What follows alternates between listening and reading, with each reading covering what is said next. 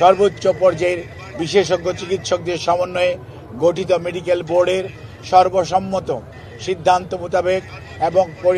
দেশনেত্রী বেগম খালেদা জিয়ার বর্তমান শারীরিক অবস্থার আলোকে আমরা ইনশাআল্লাহ যদি সব কিছু ঠিক থাকে আমরা কাতার রয়্যাল এয়ার অ্যাম্বুলেন্সের মাধ্যমে দেশনেত্রী বেগম খালেদা জিয়াকে আজকে এই মধ্যরাত্রির পরে অথবা আগামীকালকের সকালের ভিতর ইনশাআল্লাহ আমরা ওনাকে ইউকেতে অর্থাৎ লন্ডনে ওনাকে একটা নির্ধারিত হসপিটাল আমরা ঠিক করেছি, সেখানে আমরা ইনশাআল্লাহ ওনাকে নিয়ে যাব। ওনার যাওয়ার সময় ওনার সাথে যে বিশেষজ্ঞ চিকিৎসক হিসাবে বেশ কয়েকজন চিকিৎসক এবং দেশের বাইরের 2 জন চিকিৎসক ওনার সাথে থাকবেন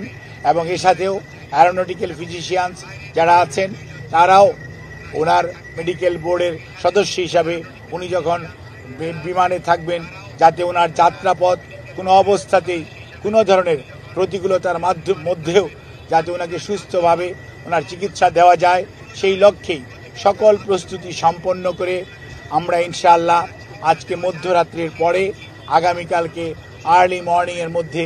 বাংলাদেশ থেকে ওনাকে দেশের বাইরে নেওয়া হবে মেডিকেল বোর্ডের পরামর্শক্রমে। আমরা সেজন্য আপনাদের মাধ্যমে দেশবাসীর কাছে আমরা দোয়া চাই। দেশ এবং দেশের বাইরে থেকে হাজারো মানুষ, লক্ষ লক্ষ মানুষের যে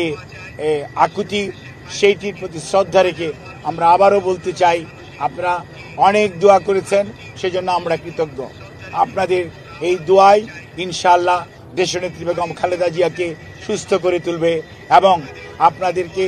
মাধ্যমে আমাদের ভারপ্রাপ্ত চেয়ারম্যান জনাব তারেক রহমান, ওনার পরিবারের সদস্য ডক্টর জুবাইদা রহমান এবং জাইমা রহমান, ওনার কন্যা, ওনার ছোট ছেলের মিসেস সৈয়দা শামিলা রহমান এবং তাদের 2 কন্যা জাফিয়া এবং জাহিয়া রহমান, ওনার ছোট ভাই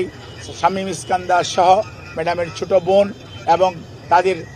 অগণিত আত্মীয় স্বজনের পক্ষ থেকে আমরা আপনাদের কাছে দোয়া চাই, কৃতজ্ঞতা জানাই, আপনাদের সবার সহযোগিতা চাই। সহযোগিতার জন্য ধন্যবাদ জানাই বাংলাদেশের বর্তমানের অন্তর্বর্তীকালীন সরকারের প্রধান উপদেষ্টা সহ উপদেষ্টা পরিষদের সদস্যগণ এবং বিভিন্ন বাংলাদেশ সেনাবাহিনী সহ বিভিন্ন পর্যায়ের আইন শৃঙ্খলা রক্ষাকারী বাহিনী এবং ফরেন মিনিস্ট্রি সহ বিভিন্ন মন্ত্রণালয় এবং বাংলাদেশস্থ Chinese embassy, Qatar embassy, Saudi embassy, UK embassy, Pakistan embassy, ভারতীয় এমবেসি আমাদেরকে যে ধরনের, ইভেন রাশিয়ান এমবেসি সহ সবাই যে ধরনের সহযোগিতা করছেন সেজন্য আমরা সবার কাছে কৃতজ্ঞ এবং আপনাদের মাধ্যমে দেশবাসীর কাছে দোয়া চেয়ে আমি আমার বক্তব্য শেষ করছি।